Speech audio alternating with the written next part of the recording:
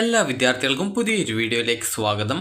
ഈ വർഷത്തെ MG university degree കോഴ്സുകളിലേക്കുള്ള ഫൈനൽ അലോട്ട്മെൻറ്റ് ഫേസ് 3 അഡ്മിഷനുമായി ബന്ധപ്പെട്ട് വിദ്യാർത്ഥികൾക്ക് ഇന്ന് മുതൽ, അതായത് ഈ ഒരു ഓഗസ്റ്റ് 27 മുതൽ ഓഗസ്റ്റ് 29 വരെ ഓൺലൈനായിട്ട് ഓപ്ഷൻ രജിസ്ട്രേഷനും അതുപോലെ പുതുതായിട്ട് രജിസ്ട്രേഷൻ ചെയ്യുന്നതിനും അവസരം.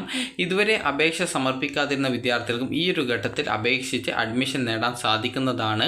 അപ്പോൾ 27 മുതൽ 29 വരെയാണ് ഈ ഒരു MG യൂണിവേഴ്സിറ്റി ഡിഗ്രി കോഴ്സിലേക്കുള്ള ഫൈനൽ അലോട്ട്മെൻറ്റ് ഫേസ് 3 അല്ല ഫേസ് 4 ഓൺലൈൻ രജിസ്ട്രേഷൻ നടക്കുന്നത്. അപ്പോൾ ഈ ഒരു റാങ്ക് ലിസ്റ്റ് 30 പ്രസിദ്ധീകരിക്കും. അഡ്മിഷൻ 30 മുതൽ 31 വരെയാണ്, അതായത് ഓഗസ്റ്റ് 30 മുതൽ ഓഗസ്റ്റ് 31 വരെയാണ്. അപ്പോൾ ഇതുമായി ബന്ധപ്പെട്ടുള്ള അഡ്മിഷൻ കോളേജുകളിലാണ് നടക്കുക.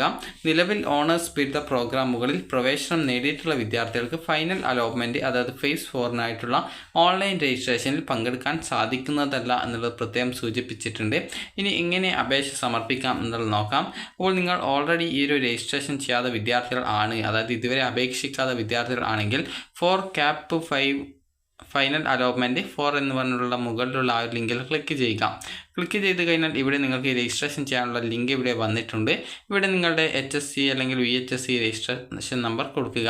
അതുപോലെ തന്നെ നിങ്ങളുടെ പാസിംഗ് ഇയർ ഏത് വർഷമാണ് എന്നുള്ളത് സെലക്ട് ചെയ്ത് കൊടുക്കുക. അതായത് ഇവിടെ കുറേ വർഷം കാണാൻ സാധിക്കും. അപ്പോൾ ഡിഗ്രി പഠിക്കാനായിട്ട് പ്രത്യേകിച്ച് പ്രായപരിധിയൊന്നുമില്ല, അപ്പോൾ അതുകൊണ്ടാണ് കുറേ വർഷം കൊടുത്തിട്ടുള്ളത്. അപ്പോൾ അതിനുശേഷം നെയിം, ആധാർ നമ്പർ, അതുപോലെ വീണ്ടും ആധാർ നമ്പർ കൊടുക്കുക. അതുപോലെയുള്ള ഈ ഒരു ഡീറ്റെയിൽസ് ഒക്കെ കൊടുക്കുക. അതുപോലെ തന്നെ +2 ബോർഡ് ചോദിക്കുന്നുണ്ട്, ഏത് ബോർഡിലാണ് നിങ്ങൾ +2 പഠിച്ചത് എന്നുള്ളത്. അതുപോലെ തന്നെ ഇവിടെ നിങ്ങൾക്ക് കാണാനായിട്ട് സാധിക്കും വിവിധ ബോർഡുകൾ കൊടുത്തിട്ടുണ്ട്. അതായത് ഇവിടെ വിവിധ ബോർഡുകൾ കൊടുത്തിട്ടുണ്ട്. അപ്പോൾ അതുകൊണ്ട് തന്നെ നിങ്ങൾ ഏത് ബോർഡിലാണ് പഠിച്ചിട്ടുള്ളത് അത് കൃത്യമായിട്ട് ഇവിടെ രേഖപ്പെടുത്തുക. അപ്പോൾ ഇവിടെ നിങ്ങൾക്ക് വിവിധ ബോർഡുകളുടെ ഡീറ്റെയിൽസ് കൊടുത്തിട്ടുണ്ട്, അത് ഏതാണ് അത് കൃത്യമായിട്ട് സെലക്ട് ചെയ്ത് കൊടുക്കുക. ഇനി നിങ്ങൾക്കിവിടെ ബാക്കിയുള്ള ഡീറ്റെയിൽസൊക്കെ കൊടുത്തുകൊണ്ട് ഈ ഒരു അക്കൗണ്ട് ക്രിയേറ്റ് ചെയ്യാം.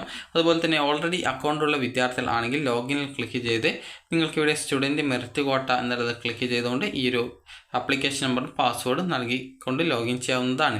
ഇതൊക്കെ ചെയ്യും മുമ്പായിട്ട് നിങ്ങൾ ചെയ്യേണ്ട പ്രധാനപ്പെട്ട കാര്യമാണ് കോളേജസ് ആൻഡ് പ്രോഗ്രാംസിൽ ക്ലിക്ക് ചെയ്യുക. പ്രോഗ്രാംസ് എന്നുള്ളത് ക്ലിക്ക് ചെയ്യുക. ക്ലിക്ക് ചെയ്യുന്ന സമയത്ത് ഇവിടെ വിവിധ പ്രോഗ്രാംസിൽ കാണാൻ സാധിക്കും. ഇപ്പോൾ എങ്ങനെയാണ് ഈ ഒരു അപ്ലൈ ചെയ്യുന്നത് എന്നുള്ള കാര്യം നമുക്ക് നോക്കാം. ഞാൻ ജസ്റ്റ് ഒരു ഉദാഹരണത്തിന് നിങ്ങൾക്ക് പറഞ്ഞു തരാം. അതായത് നിങ്ങൾക്ക് ഏത് കോഴ്സാണ് താല്പര്യമുള്ളതെന്ന് നോക്കുക. അതിന് സൈഡിലായിട്ട് ഒരു പ്ലസ് ഐക്കൺ ഉണ്ട്, അതിൽ ക്ലിക്ക് ചെയ്യുക. അതിൽ നിങ്ങൾക്ക് ഏത് കോളേജിലാണ് അഡ്മിഷൻ ആഗ്രഹിക്കുന്നത്, അവിടെ എത്ര വാക്കൻസി ഉണ്ട് എന്ന് കൃത്യമായിട്ട് മനസ്സിലാക്കുക. ഇപ്പോൾ എനിക്കിപ്പോൾ BA ഇംഗ്ലീഷിൽ, ഞാനിപ്പോൾ കെമിസ്ട്രിയാണ്, അതായത് ഈ ഒരു BSc കെമിസ്ട്രിയാണ് പഠിക്കാനായിട്ട് താല്പര്യപ്പെടുന്നത് എന്ന് കരുതുക. അപ്പോൾ ഞാനിപ്പോൾ ഇവിടെ ജസ്റ്റ് അവിടെ വേക്കൻസി നോക്കുന്നുണ്ട്, BSc ഹോണേഴ്സ് കെമിസ്ട്രി. അപ്പോൾ ജസ്റ്റ് അതിൽ ക്ലിക്ക് ചെയ്യുന്നു. അപ്പോൾ ഇവിടെ നിങ്ങൾക്ക് ഓരോ കോളേജിലെയും അവിടെ വേക്കൻസീസ് കാണാം. ഇവിടെ 19 ഉണ്ട്. അപ്പോൾ ഇതിനനുസരിച്ച് വിവിധ കോളേജിൽ തന്നെ നിരവധി വേക്കൻസി ഉണ്ട്. അപ്പോൾ ഞാനിപ്പോൾ അതായത് ഇവിടെ നിരവധി വേക്കൻസീസ് ഉള്ളത് കൊണ്ട് തന്നെ എനിക്ക് താല്പര്യമുള്ള എല്ലാ കോളേജുകളിലും അഡ്മിഷൻ നേടാൻ താല്പര്യപ്പെടുന്ന കോളേജിലൊക്കെ ഓപ്ഷൻ കൊടുക്കുന്നുണ്ട്. ഇവിടെ BSc ഹോണേഴ്സ് കെമിസ്ട്രി SF എന്ന് പറയുന്നത് കാണാം, അത് സെൽഫ് ഫിനാൻസ് കോളേജാണ്. അപ്പോൾ ഞാനിപ്പോൾ എയ്ഡഡ് കോളേജിലേക്കാണ് ഓപ്ഷൻ കൊടുക്കാനായിട്ട് ഉദ്ദേശിക്കുന്നത്. അപ്പോൾ അതുകൊണ്ട് തന്നെ ഞാനിപ്പോൾ ഇവിടെ ഈ ഒരു എയ്ഡഡ് ഫോറൻസിക് കെമിസ്ട്രി എന്നുള്ള, അതായത് ഒരു bishop Abraham memorial college Thuruthikkad, അതായത് ആ ഒരു കോളേജാണ് കൊടുക്കുന്നത് എന്ന് കരുതുക. അതുപോലെ തന്നെ ഞാനിവിടെ ഈ ഒരു വേറെ ഏതെങ്കിലും ഒരു ഓപ്ഷൻ കൂടി കൊടുക്കുന്നു. അതായത് ഇവിടെ നാനോ കെമിക്കൽ ആൻഡ് ടെക്നോളജി എന്നുള്ള ഒരു സ്പെസിഫിക്കേഷനുള്ള കോഴ്സ് കൂടി കൊടുക്കുന്നു എന്ന് കരുതുക. അപ്പോൾ ഈ ഒരു രീതിയിൽ നിങ്ങൾക്ക് താല്പര്യമുള്ള കോളേജ് കോഴ്സുകൾ നിങ്ങളുടെ പ്രയോറിറ്റി ബേസിൽ നിങ്ങൾക്ക് ഏത് കോളേജ് വേണമെങ്കിലും ഓപ്ഷൻസ് ആയിട്ട് ഉൾപ്പെടുത്താവുന്നതാണ്. നിങ്ങളുടെ താല്പര്യത്തിനനുസരിച്ച് ഏത് കോളേജ് വേണമെങ്കിൽ നിങ്ങൾക്ക് ഓപ്ഷനായിട്ട് ഉൾപ്പെടുത്താം. അപ്പോൾ അതിനുശേഷം നിങ്ങൾ ചെയ്യേണ്ടത് ആദ്യം തന്നെ നിങ്ങൾക്ക് അഡ്മിഷൻ നേടാൻ താല്പര്യമുള്ള കോഴ്സ് മനസ്സിലാക്കി ഏതൊക്കെ കോഴ്സുകൾക്കാണ് താല്പര്യമുള്ളത്, ആ ഒരു കോഴ്സുകൾ ഏതൊക്കെ കോളേജുകളിലേക്ക് അപ്ലൈ ചെയ്യണം, അത് കൃത്യമായിട്ട് നിങ്ങൾ ഈ ഒരു രജിസ്ട്രേഷൻ ചെയ്യുന്ന സമയത്ത് ഓപ്ഷൻസ് കൊടുക്കുക. നിങ്ങൾക്ക് താല്പര്യമുള്ള എല്ലാ കോളേജിലും എല്ലാ കോഴ്സിലേക്കും നിങ്ങൾ ഓപ്ഷൻ കൊടുക്കാവുന്നതാണ്. ഇനി നിങ്ങൾ ചെയ്യേണ്ടത് ഇതാണ്. അതായത് ഈ ഒരു റാങ്ക് ലിസ്റ്റ് നിങ്ങൾക്ക് ഈ ഒരു 29 അതായത് 29 30 പ്രസിദ്ധീകരിക്കും. അപ്പോൾ ഈ ഒരു 30 പ്രസിദ്ധീകരിക്കുന്ന സമയത്ത് വിദ്യാർത്ഥികൾ ചെയ്യേണ്ട പ്രധാനപ്പെട്ട കാര്യം എന്ന് പറയുന്നത് ഇവിടെ ഈ ഒരു മുകളിലായിട്ട് തന്നെ റാങ്ക് ലിസ്റ്റ് എന്ന് പറഞ്ഞുകൊണ്ട് ഇവിടെ ഈ ഒരു റിസോഴ്സ് ഷെഡ്യൂൾ എന്ന് പറഞ്ഞുകൊണ്ടൊക്കെ കാണാം. അവിടെ റാങ്ക് ലിസ്റ്റ് എന്ന് പറഞ്ഞുകൊണ്ടുള്ള ഒരു മെനു ബാർ കൂടി വരും. അപ്പോൾ അതിൽ ക്ലിക്ക് ചെയ്യുക. ക്ലിക്ക് ചെയ്ത ശേഷം നിങ്ങൾ കോളേജ് സെലക്ട് ചെയ്യുക, കോഴ്സ് സെലക്ട് ചെയ്യുക. അതിനുശേഷം ആ ഒരു കോഴ്സിൻ്റെ സ്പെസിഫിക്കേഷൻ എന്തെങ്കിലും ഉണ്ടായിരുന്നുവെങ്കിൽ അത് സെലക്ട് ചെയ്ത് കൊടുക്കുക.